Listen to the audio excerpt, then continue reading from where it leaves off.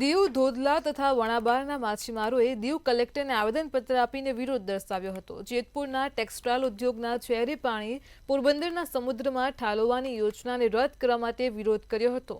દીવ જિલ્લાના માછીમાર ભાઈઓ તથા બહેનો મોટી સંખ્યામાં એકત્રિત થઈ રેલી યોજી કલેક્ટર કચેરી પહોંચ્યા હતા। વડાપ્રધાન નરેન્દ્ર મોદીના સ્વચ્છ ભારત સમુદ્ર ભારતના મિશનને સફળ બનાવવા માછીમાર ભાઈઓ બહેનોએ દીવ કલેક્ટરને આવેદનપત્ર પાઠવ્યું હતું। એનું કારણ એ હતું કે જેતપુર જે જુનાગઢ જિલ્લામાં આવેલું છે ત્યાં સાડી ઉદ્યોગનો બહુ મોટો વ્યવસાય છે।